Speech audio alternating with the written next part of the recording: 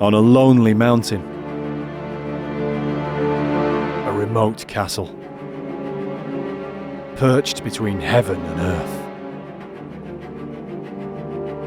A forgotten culture, an outlawed faith, purged in flame, erased from history.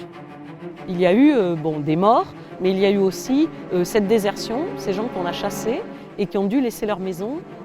The last refuge of the Cathars, the fortress of Montségur.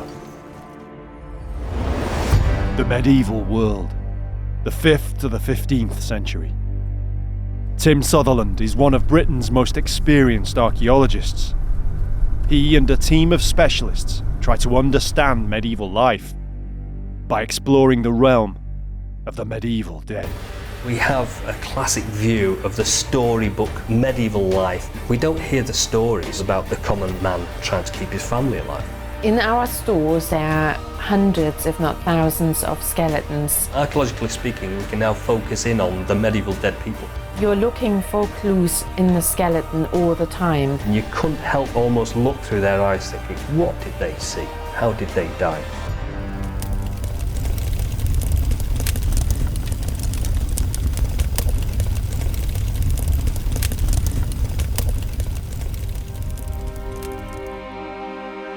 The Midi-Pyrenees, the southernmost limit of France. But the unified country as we know it today did not exist in the medieval period. Instead, in the early 13th century, its laws and customs were closer to Roman times than to Paris, the north, or to the rest of Western Europe. Europe in the 13th century is changing significantly, and medieval France certainly is. It wasn't even a united country at this point. And so the political boundaries are changing, the religious boundaries are changing. The secluded valleys and mountains of this part of the Midi meant it was naturally separate from the central Massif of France. The region's name even derived from its own distinct language, Occitan.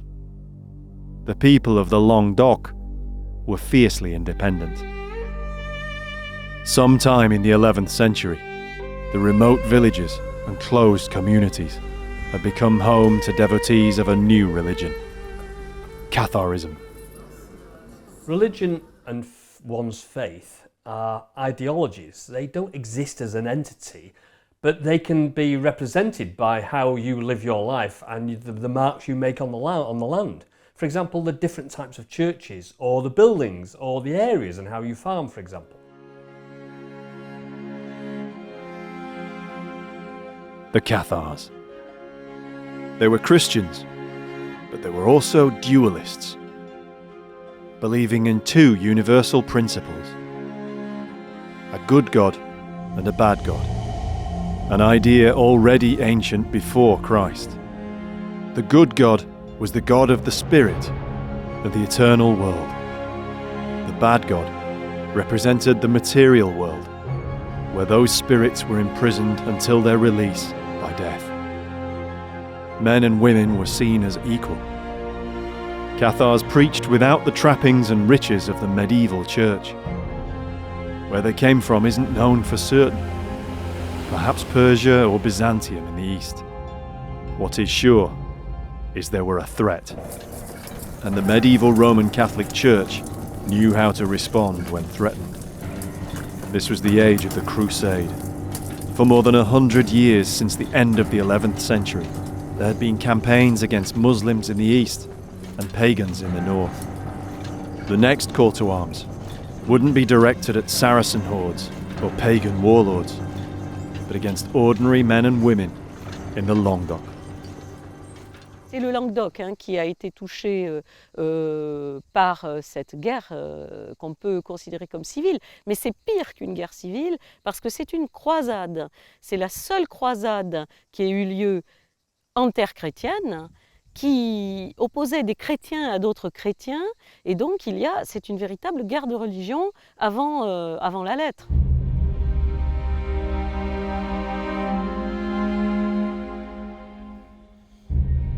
When you consider it as a crusade against your own people, then that must have been traumatic at every level. Because of course, you could have a different doctrine to your family or friends or locals.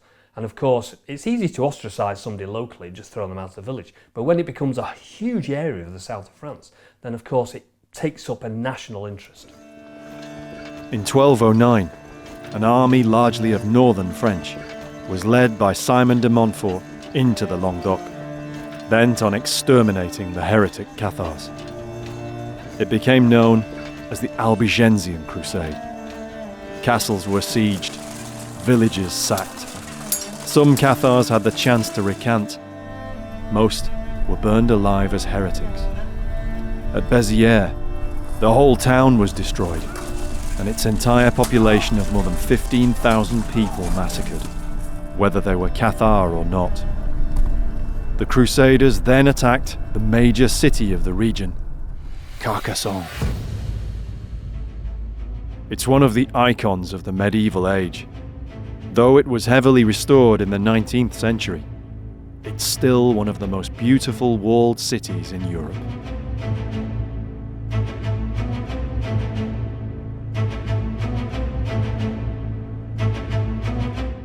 As soon as you see it, as soon as you come over a first rise and you see Carcassonne laid out before you, it almost takes your breath away. It's a typical, almost fantasy fortified city with towers and big gates and walls. And it's magical, it really is a beautiful place. Carcassonne's fortifications were strong, but the city was packed with refugees fleeing the Crusaders. The terror of massacres like Béziers had a useful effect.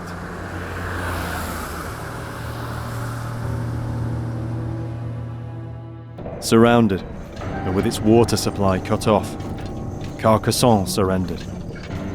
The inhabitants, who couldn't all have been Cathars, were forced to walk naked out of the city gates. Carcassonne is a major attraction in France today. Like many other places throughout the Languedoc, it's associated with the Cathars, the fascination for whom brings many visitors each year. And yet, the castles that remain to be seen aren't truly Cathar castles. The irony is that when we look on top of these mountains and we see these beautiful castles all dotted all around the countryside, what we're seeing is not the Cathars and the Cathar castles, we're seeing the later medieval Crusader castles. These are the people that dominated, subdued the Cathars and wiped them out. French archaeologists are now researching what remains from the time of the Cathars. Marie-Elise Gardel has led a team at one site for more than 3 decades. La passion, c'est une passion pour l'homme, pour l'être humain, pour comprendre comment s'est construit tout cet ensemble, comment les gens vivaient à l'intérieur, comment on a petit à petit construit sur le plan économique et social, comment les gens vivaient là, et puis comment tout d'un coup, tout s'est arrêté. Tout s'est arrêté à cause d'une guerre, la croisade albigeoise. But this crusade was like no other. It pitted countrymen, even families, against one another. Des événements terribles parce qu'effectivement traumatisants. Les gens étaient obligés de se dénoncer entre eux, de dénoncer leur mère, leur père. Marie-Elise's work is centered on Las Tours, 12 kilometers north of Carcassonne. Donc j'ai commencé les fouilles il y a 36 ans, ici, et j'ai commencé à fouiller un château, le château qui s'appelle Cabaret, qui est au nord du site, et à partir de là, j'ai pu avoir une chronologie, une datation du château qui a été construit au XIIIe siècle, au milieu du XIIIe siècle, et abandonné à la Révolution. J'ai donc continué les recherches sur les pentes, et sur les pentes, je me suis rendu compte qu'il y avait un habitat féodal du XIIe siècle qu'on appelle un castrum. The castrum, or fortified village, lay across the access road into the Montagne Noire, important for its iron ore. The defences of Las Torres comprised several independent towers. But like Carcassonne, they no longer date back directly to the Cathars. All were rebuilt after they fell to the Crusaders. Marie-Elise studied not just the towers, but the site as a whole, including discoveries underground. Il y avait donc tout un village avec 3 tours qui étaient à mi-pente et non pas sur le sommet. Et nous avons aussi antérieurement un habitat en grotte, avec peut-être des grottes fortifiées. Il y a 40 grottes sur ce site. Et donc on sent bien qu'il y a eu une occupation progressive en fait, de la colline. Fortified caves, perhaps where Cathars held out against the Crusaders. L'archéologie médiévale est rare en grotte. Généralement, on s'intéresse aux châteaux, à l'habitat, aux abbayes, aux églises, mais la grotte comme objet de recherche pour l'époque médiévale, c'est un sujet qui est quand même assez nouveau. The finds vary from prehistoric to medieval, in a complex pattern of occupation. Nous avons trouvé des os, des reliefs de repas, des vertèbres et des côtes, surtout de moutons par exemple. Et on a trouvé également du fer, donc probablement un fragment de fer de trait, donc pointe de flèche. On a trouvé ces 2 tibias, ce sont 2 tibias humains, qui étaient dans une anfractuosité le long de la paroi de la roche, qu'on a enlevé ce matin. Et c'est intéressant parce que d'après nous, soit ce sont des vestiges proto-historiques, soit des vestiges médiévaux, d'une sépulture qui n'était pas dans un cimetière, donc soit une sépulture de relégation, soit une sépulture faite à la hâte pendant un conflit. Above the ground, in the shadow of Cabaret, Marie-Elise's team found the remains of the rest of the castrum, an entire Cathar village, buried after it was destroyed in the Crusade.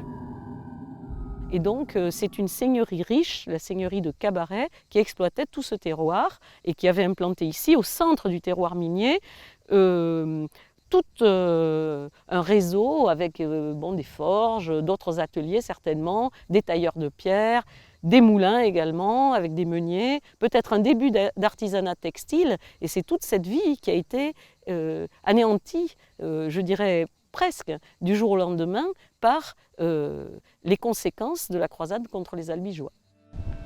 Frederick Lopp worked with Marie-Elise on the excavations.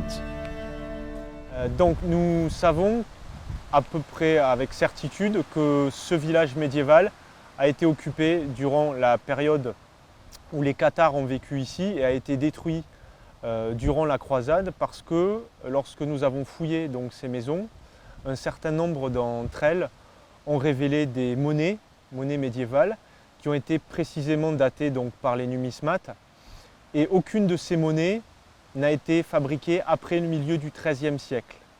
Donc on est à peu près certain que dans les couches de destruction donc, qui scellent la démolition des maisons, personne n'est revenu habiter après le milieu du XIIIe siècle. Voilà, c'est de cette manière qu'on est à peu près certain donc, de la datation de la fin de vie de ce village. The archaeology confirmed the accounts that the Cathar village was wiped out during the Crusade. Alors pour les gens de l'époque, effectivement c'était une tragédie puisque la guerre est toujours une tragédie. Pour nous archéologues, la tragédie cathare par certains aspects est une chance.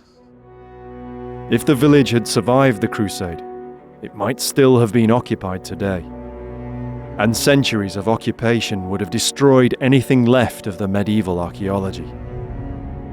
Instead, Frederick and his team were able to form an understanding of the site, how it was 700 years ago. Access to the village lay across a river by narrow wooden bridges. Alors on va le voir d'un petit peu plus près. Donc comme vous le voyez, si je vous enlève les branches, ce rocher-là a été taillé volontairement à plat, avec donc une partie ici qui a été laissée en réserve. Alors on s'est posé la question de savoir pourquoi, et en réfléchissant, on a très certainement compris qu'une passerelle en bois, donc un pont de bois, franchissait le ruisseau à ce niveau-là, venait s'appuyer sur la partie aplanie, et que pour éviter justement les risques avec les crues du ruisseau et la montée des eaux, qui emportent ou détruisent quelquefois des ponts, ils ont décidé volontairement de laisser cette partie rocheuse pour retenir le pont en bois, et pour ne pas qu'il soit emporté par l'eau. Voilà. Donc c'est ce qui nous fait dire que l'accès d'origine en fait, de cette partie du village se situait au niveau de ce rocher. Et le mur que vous avez derrière au second plan, qui est un mur en pierre sèche, qui n'est pas de mortier, ce n'est pas un mur du Moyen-Âge, il a été construit à l'époque moderne ou contemporaine. Et donc on suppose que l'accès au village montait en fait par cette terrasse-là, hein, et ensuite se perd sous la végétation, puisque cette zone-là n'a pas été fouillée. Donc ici, on se trouve donc dans la partie nord du village médiéval de Cabaret. Donc cet espace a été fouillé dans les années 1990. Et on suppose donc ici on avait une cour, c'est-à-dire un espace ouvert, puisqu'on a retrouvé donc des zones de dépotoir, c'est-à-dire des endroits où les gens jetaient donc leurs déchets, puisqu'au Moyen-Âge on n'avait pas véritablement de poubelles. Contrairement à ces deux espaces de part et d'autre qui ont été interprétés comme des maisons. There were also clues about how the village met its end. It was neither destroyed during fighting, nor put to the torch like Béziers.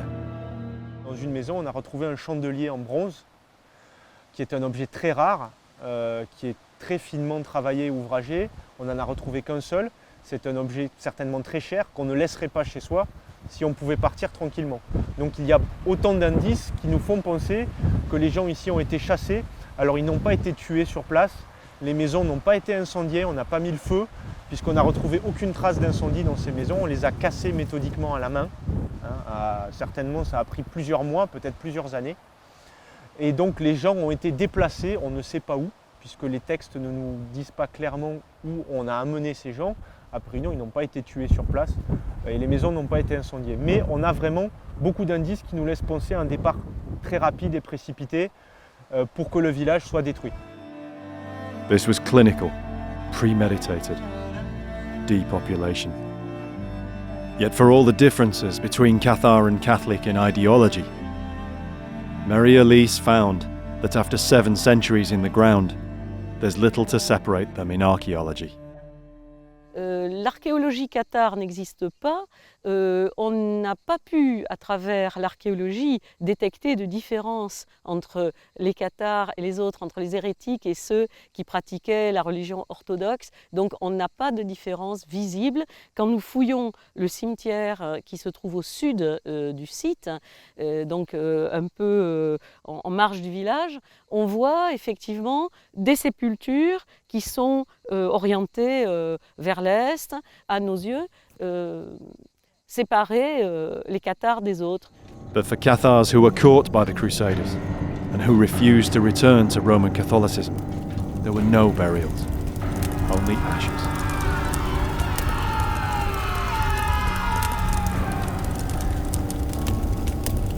For more than 30 years, the crusade ebbed and flowed.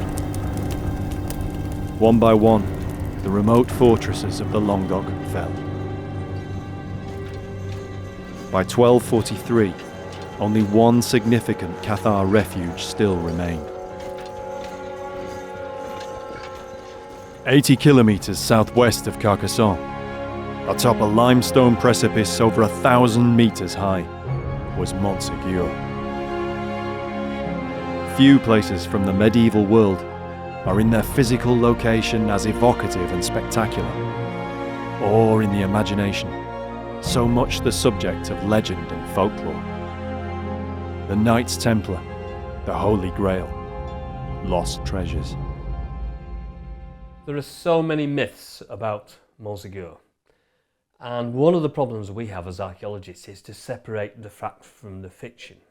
We need to be really scientific. We've got to be very, very disciplined and find out what the real evidence is, because there is so much other material that's been superimposed upon these stories. Alors la première fois que j'ai entendu parler de Montségur, je ne l'ai pas entendu, je l'ai vu. Et bizarrement, c'était à Paris. J'ai pris le métro et je me souviens que dans le métro de Paris, il y avait un très très grand poster de Montségur. En fait, c'est une affiche publicitaire pour que les Parisiens découvrent l'Ariège. Et il y avait ce château en photo. Et c'est vrai que je me souviens dans le métro de Paris, j'ai eu cette espèce de coup de cœur, comme un peu quand on voit une jolie fille, et je me suis dit un jour je veux aller là. Et je devais avoir l'âge de 12-13 ans à ce moment-là. Et 3 ans après, eh bien en effet, mon rêve se réalisait, je venais faire des fouilles à Montségur. Fabrice Chambon began his career in archaeology at Montségur at the age of 16. For more than 15 years, he's guided visitors here as a custodian and cultural attaché.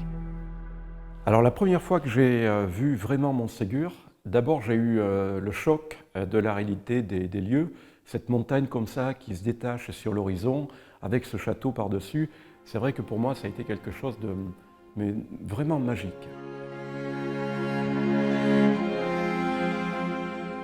Le village de Montségur, il est particulier parce qu'il a été construit de 1204, il sera abandonné en 1244. C'est-à-dire qu'à Montségur, à l'emplacement de ce village, il n'y avait pas de village avant l'arrivée des Cathares. Et il n'y en aura plus après. Et c'est ce qui fait l'intérêt de cette montagne, pour les archéologues, c'est que quand on fouille ces maisons, on a 40 ans d'occupation. Rien avant et plus rien après. Donc on a une occupation chronologique qui est très resserrée à Montségur, et cette occupation chronologique correspond à la période cathare. Like elsewhere, the Montségur we see today appears as it was rebuilt by the Crusaders and later French kings. In the Cathar period, it looked completely different. The chateau itself was smaller, and all around the peak, defended by successive walls and towers, was a network of many houses and streets, a castrum where the Cathars lived. Et donc on voit bien qu'à l'époque cathare, le village de Montségur, il y a quand même une certaine hiérarchie.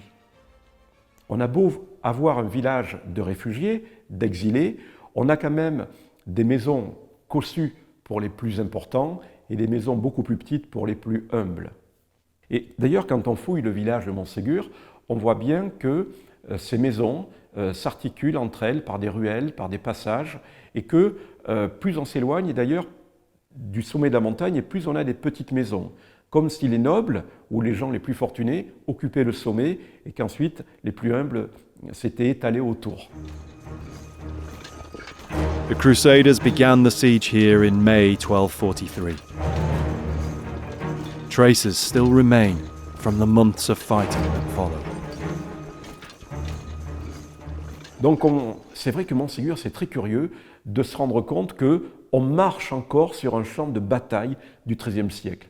Quand il pleut, parfois, eh bien on a la chance, encore aujourd'hui, de trouver parfois un fer de trait, une pointe de flèche. La montagne, encore aujourd'hui, des siècles après, conserve encore les témoignages de ces combats extrêmement vigoureux. Ça, c'est unique. In the 1960s, cavers on the south side of Montségur found 2 human skeletons. To date, they're the only bodies ever found here. Ici, nous sommes devant les 2 sépultures qui ont été trouvées sur le POC de Montségur. En fait, ces sépultures humaines donc, ont été trouvées par des spéléologues dans les années 1960.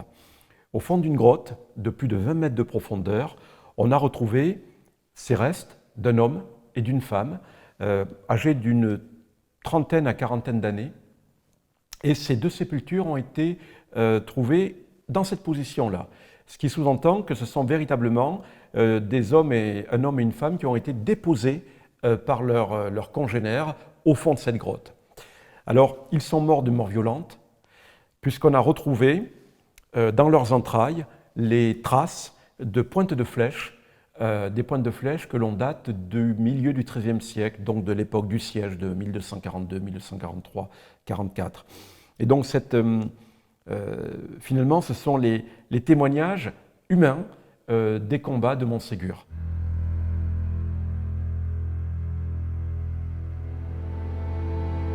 The man and woman were both killed at some point during the siege, deliberately placed deep in the cave. It was their discovery that inspired one archaeologist to come to this remote site in the Languedoc. But André Český had little idea that he would spend his entire career researching Montségur. He carried out the first dig in 1973 and has returned almost every year since. It's his work exclusively that gives us what we know of the Cathars and how they lived here. En tant qu'archéologue, en tant que chercheur, moi je pense que tout ce que l'on trouve, c'est intéressant. Je n'ai pas de préférence particulière. Aussi bien un clou qu'un tesson de peau, qu'une pièce de monnaie, pour moi ça a la même valeur archéologique. Everywhere, he found evidence of the fighting that had brought about the fall of the fortress. Il y a eu des morts, il y a eu du sang partout. Bon, ces traces de combat, c'est quelque chose d'émouvant aussi. Aussi des fragments de côtes de mailles. Voilà, ça on en a retrouvé aussi. Et aussi des petites écailles, c'est-à-dire des petits carrés en fer qui étaient cousus sur un vêtement de guerre. Nous avons retrouvé beaucoup de carreaux d'arbalète, c'est-à-dire le fer qui était emmanché au bout de la hampe du trait. Le trait, c'est le projectile qui était lancé par la balette ou par l'arc. Donc nous avons retrouvé beaucoup, plus de 300, 300, partout aussi éparpillés sur la montagne. Mais dans tous les gisements de fouilles, nous avons retrouvé de ces carreaux d'arbalète, que l'on appelle, dans le jargon archéologique, on appelle ça des fers de trait. Le trait, donc, c'est le projectile qui était lancé par l'arbalète. Nous en avons retrouvé beaucoup. Nous avons retrouvé aussi des témoignages de la vie militaire. Nous avons retrouvé quelques fragments de couteaux d'armes, c'est-à-dire des gros coutelas, un pommeau d'épée aussi. Également, nous avons retrouvé des gardes d'épée. Voilà, donc ça, ce sont des témoignages de la vie militaire. The most striking signs of combat related to the terrible artillery duel fought between attackers and defenders. Scattered up and down the steep slopes were many massive stone projectiles, or boulets. Lorsque nous trouvions des boulets sur la montagne, nous en avons fait le recensement. Tous ces boulets ont été numérotés, pesés, ils ont été photographiés, décrits. Donc il y a eu vraiment des boulets qui étaient beaucoup plus, beaucoup plus beaux, si on veut, beaucoup plus caractéristiques les uns que les autres. André's team recovered nearly 250 of these stones. They would have been hurled from the arms of wooden siege engines.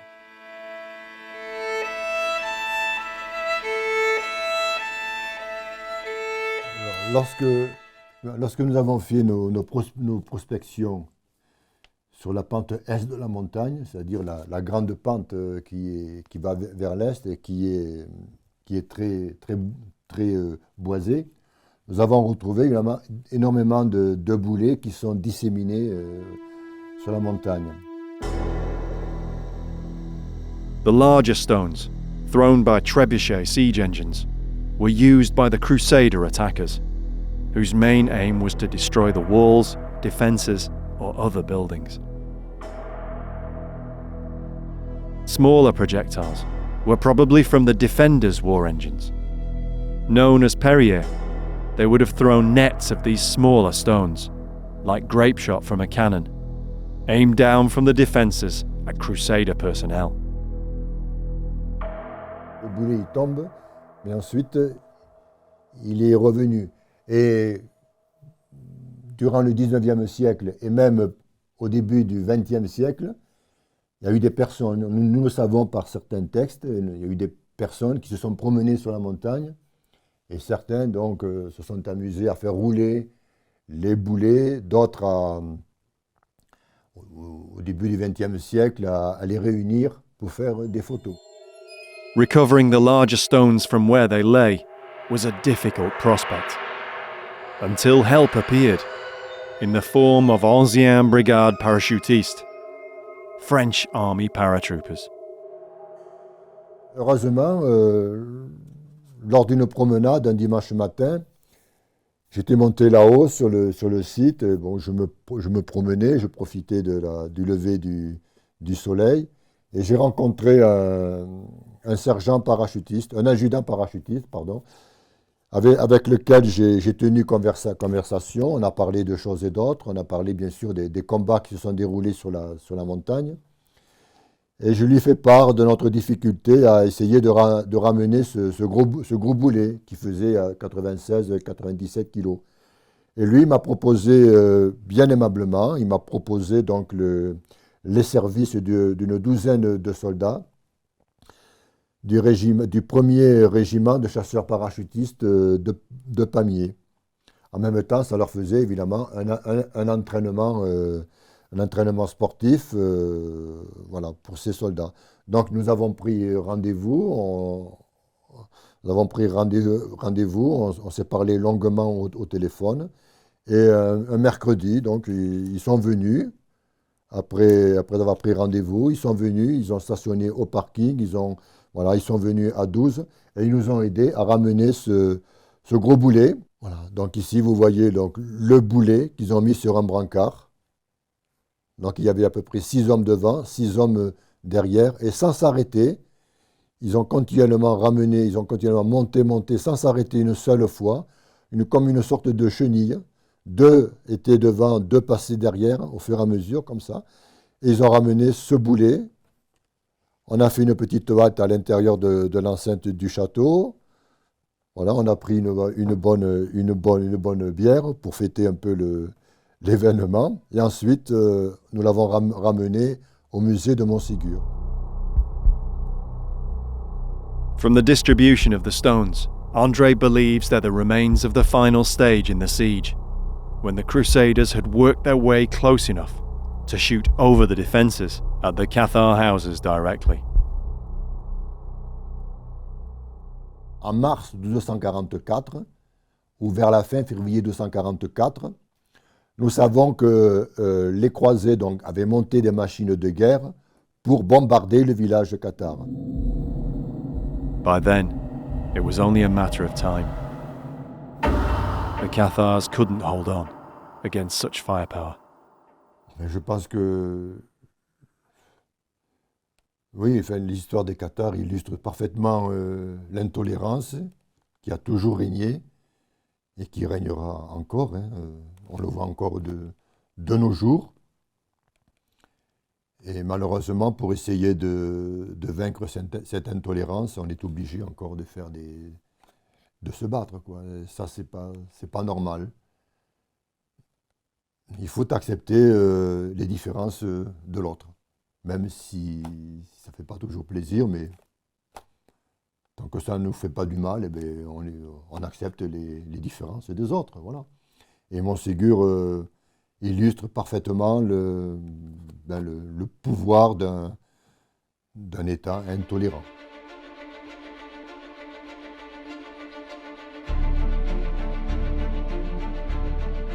Digital artist Tristan de Bergerot grew up fascinated by the painstaking archaeology done at Montségur by André and others. He was possessed with a desire to create the fortress and its castrum in 3 dimensions. As a child, he built models of Montségur. Now he's built it in the digital realm. Alors en fait, l'envie de modéliser, justement, de refaire le Montségur des Cathars, bien me vient tout simplement de mon enfance où, lorsque j'étais petit, en fait, j'avais commencé par recréer le siège avec les piles mobiles. J'avais essayé de refaire le château comme il était, j'avais essayé de placer les soldats un peu en situation de siège. Et c'est vrai que cette idée de refaire Montségur m'a toujours hanté durant toute mon enfance et mon adolescence. Et lorsque j'ai pu avoir la possibilité de découvrir bien plus sur Montségur et cette histoire, eh bien, je me suis lancé justement dans l'informatique et c'est là que j'ai en quelque sorte concrétisé mon rêve d'enfant. As he grew older, Tristan studied the historical accounts along with the emerging reports of André's archaeology. Alors il est évident que pour construire tout cela en 3 dimensions, c'était un travail de recherche avant tout. Alors, on a plusieurs choses qui nous permettent de comprendre comment était la vie là-haut. Ce sont des textes, les témoignages des survivants, qui nous racontent tout ce qui s'est passé pendant 40 ans. On a aussi l'archéologie. Tristan taught himself how to use 3D software to recreate not only the fortifications and buildings, but also to create a flavour of how the place must have felt, perched high above the mountains of the Midi. En quelque sorte, le travail que j'ai fait, pour moi, me permet, et pour d'autres aussi, c'est comme une machine à remonter le temps. Ce qui est intéressant avec le travail justement de numérisation en 3 dimensions, c'est le fait qu'on avait des données archéologiques déjà pour travailler dessus, mais quand on est dans l'archéologie, on parle, on s'imagine. Et après, le simple fait de le faire en vrai, sur un écran, fait d'un coup comprendre plus facilement ce qui peut marcher ou ne pas marcher. Et surtout, on peut enfin mettre une image sur ce que l'on a toujours recherché toute sa vie ou ce que l'on a toujours tenté de comprendre.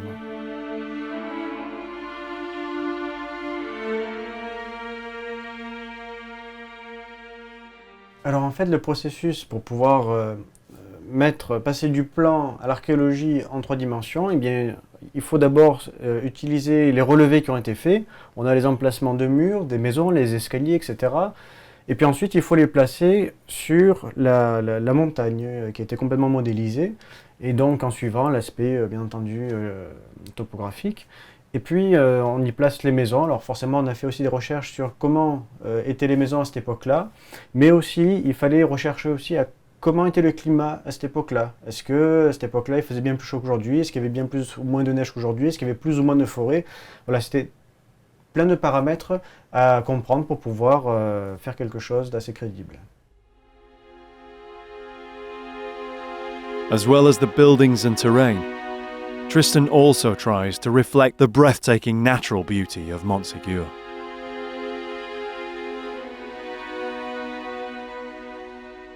Ce qui fait qu'un jour j'ai voulu recréer une scène comme celle-ci, c'est parce que j'ai assisté à une mer de nuages du haut du château un jour, et c'est à peu près les mêmes conditions climatiques, les mêmes conditions de lumière.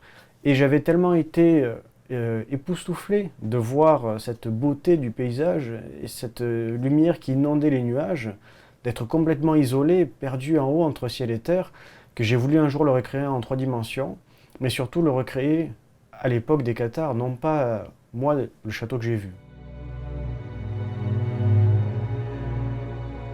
Recreating the world of the Cathars has led him to consider the story of the individuals who lived through those troubled times.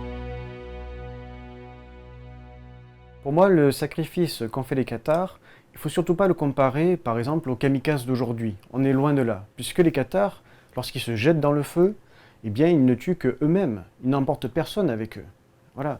Et cette foi inébranlable qui fait qu'ils vont faire le saut dans le feu, c'est en quelque sorte, je dirais, une affaire pas que religieuse, une affaire à la fois spirituelle, philosophique, mais aussi c'est un choix que l'on fait, soit on choisit de partir, de monter au ciel rapidement.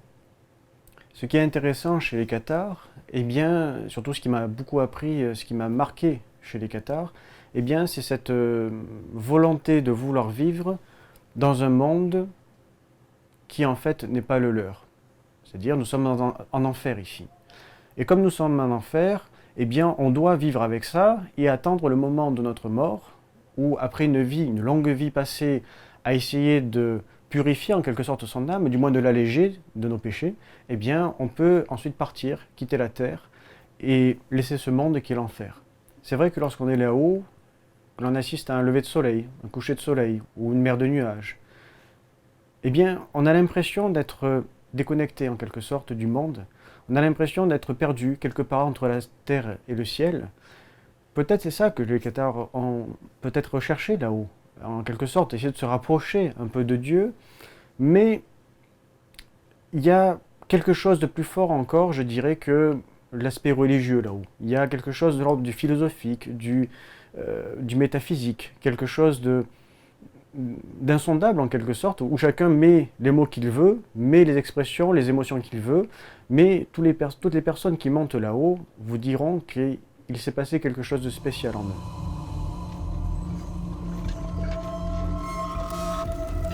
After almost a year under siege, Montségur finally surrendered. Non-Cathars were allowed to go free. The Cathars were offered the chance to recant, but none did. On March the 16th, 1244, they descended the mountain. Some of the non-Cathar soldiers who defended them now went with them to the end. No stakes were required. More than 200 men and women gave themselves willingly to the flames. Ce qui est intéressant avec le catharisme, c'est qu'au final, c'est grâce aux vainqueurs, aux inquisiteurs, que l'on sait tout ce qui s'est passé. Car c'est eux qui ont retranscrit tout ce que les survivants ont pu dire. S'ils n'avaient jamais rien retranscrit, les Cathars ne laissant rien comme trace physique, nous n'aurions jamais rien su d'eux.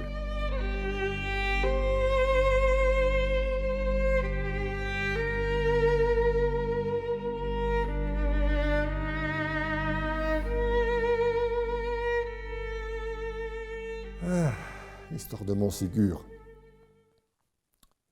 C'est une histoire aussi d'une intolérance. Malheureusement, c'est une intolérance.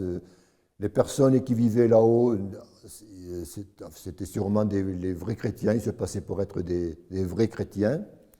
Et ils ont été pourchassés, ils ont été anéantis, parce qu'après le siège de Montségur, ça a été la fin de la religion cathare. Donc pour moi, c'est une histoire, une navrante, triste histoire de l'intolérance. Et puis aussi, c'est une histoire d'une mainmise sur le sud par le nord. Donc c'est une colonisation, en quelque sorte. Voilà. Et au point de vue archéologique, comme je l'ai dit, donc c'est un des plus riches gisements archéologiques, mais l'histoire mérite d'être racontée quand même. Voilà. C'est une histoire qui est restée très longtemps trouble, qui était un petit peu pas découverte, cachée. Et maintenant, il faut la faire connaître.